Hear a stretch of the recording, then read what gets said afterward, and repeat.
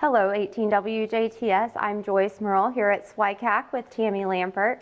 Our previous reports were speaking about how financial sextortion happens in Dubois County, and we kind of touched on how SWICACC assists those victims. But today we're here for a tour of this facility to find out what other services they have. And we're super excited for Tammy to show us all of the great things that happen in this building. So welcome and thank you for coming to SWICACC Center on 5th.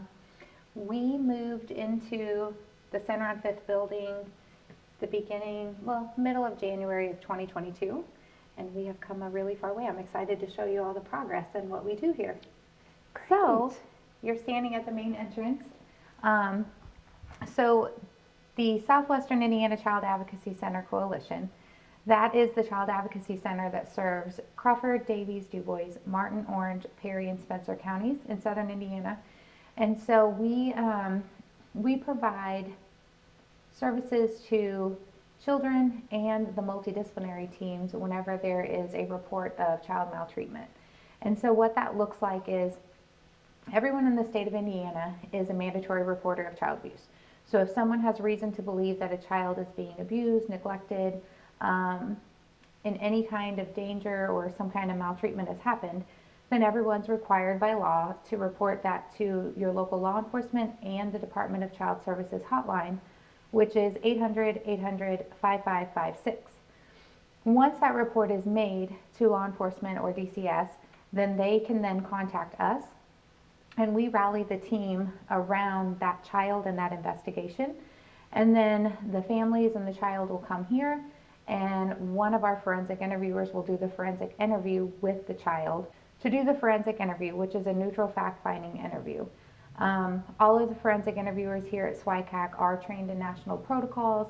So we follow a protocol that follows the lead of the child, and it's non-leading, non-suggestive, increases the comfort level of the child so that they know that they can talk about anything as long as it's real and they're not in any trouble with us. Just a safe place for them to be able to tell their story. So this is what they see when they first come here. And throughout the renovation, we made sure to keep different spaces so that that could be a resource for all of the community. We have a universal workspace because we do deal with so many counties and we have so many different team members that are coming to the center. We want to make things easier on all the multidisciplinary teams and the community and all the resources we have. So this is the auditorium, and we wanted to keep this space so that we could provide training, education, and then also open it up to other nonprofits in the area that they could also do different types of things to increase community awareness and increase education opportunities and things like that. We also have the soft interview rooms, and those rooms were designed with the hope that in the future we will be able to have to where law enforcement can do interviews with adult victims so that they don't have to go to a police department or be talked to somewhere that's not comfortable for them. And also, whenever families come here, if the guardian has information or something that they want to share with the investigative team, then that can be done in one of these soft interview rooms as well. So we have 4 forensic interview rooms, and serving 7 counties, we wanted to make sure that we had the space available as cases come in. So the multidisciplinary team rooms, that is where the investigative part of the multidisciplinary team, law enforcement, Department of Child Services, prosecutors, they're all able to watch and listen to the interview live. And that way the child tells their story that one time, so they don't have to repeat their story over and over again, thus trying to reduce trauma and increase the comfort level of the child being able to talk. So as you'll see whenever we're walking through the building, all of the furniture and all of the artwork has been donated. We have a family waiting room, and we have additional multidisciplinary team rooms.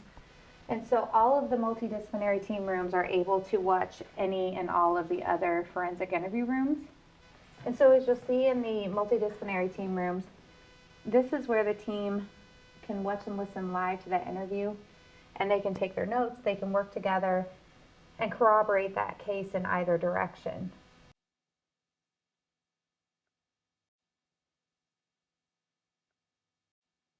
So now that we have the center, we are able to take donations for, as you can see, like all kinds of hygiene products, but we also can have where our community can donate toilet paper, paper towels, hand soap, blankets, stuffed animals, books, so that if we have a family that comes in that is in need of something, we can maybe be able to provide that for them.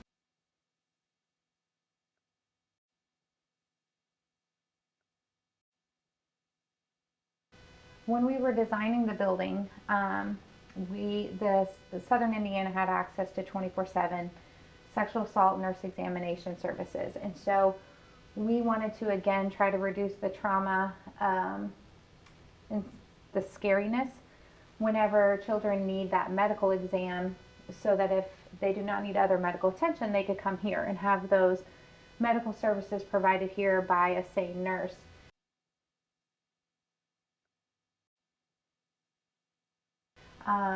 We are currently looking for, as is the entire nation, for nurses that are interested in becoming trained and certified to be a sexual assault nurse examiner. And once we can develop and grow that program, then children will be able to come here instead of going through the emergency room, which is just, again, pretty scary and traumatic with all the bells and the whistles and the hustle and bustle. So SWICACC Center on 5th has the vision to improve outcomes for the youth of Southern Indiana. And so with doing that, we have invited other nonprofit organizations that share the same vision to come into the building. So we currently have Dubois County Cares, and we have Mentors for Youth that are inside of the SWICACC Center on 5th. And then looking to the future, we will have additional nonprofits that can bring resources to the youth in Southern Indiana. So this is the activity room. We built this room with lots of ideas in mind, so that mentees who are waiting to be paired with a mentor, Mentors for Youth could do on-site activities with them. Once we get to the on-site mental health, then the activity room could be used in that fashion as well. And then also, if we do have to where, kiddos are brought here and it's not safe for them to return from wherever it was that they were, then they could be in here and play and be comfortable. So in the other part of the center, we wanted to create a training facility. So we have our very non-traditional but pretty perfect training room. And the idea then is that we can increase the training and the education for the community as a whole, which will then, improve outcomes for kiddos. And then we will also be building a training apartment so that we can do simulation trainings, crime scene to courtroom, safety trainings, hidden in plain sight, all those kinds of things. The vision goes beyond just SWICACC, just beyond the Child Advocacy Center. The center impacts multiple agencies, organizations, families, children, the communities as a whole, because it is such a resource for so many in a variety of ways. Yeah. Thank you so much for coming and touring SWICACC Center on 5th. It has been great to get to share with everyone what it is that we do. Thank you for having us and being so willing to open up your facility and tell us more about it. You can look at our 18 WJTS website for events by SWICACC shared by us, and then we'll also share information on programming by SWICACC on our WBDC radio station. And thanks for tuning in. I'm Joyce Murrell.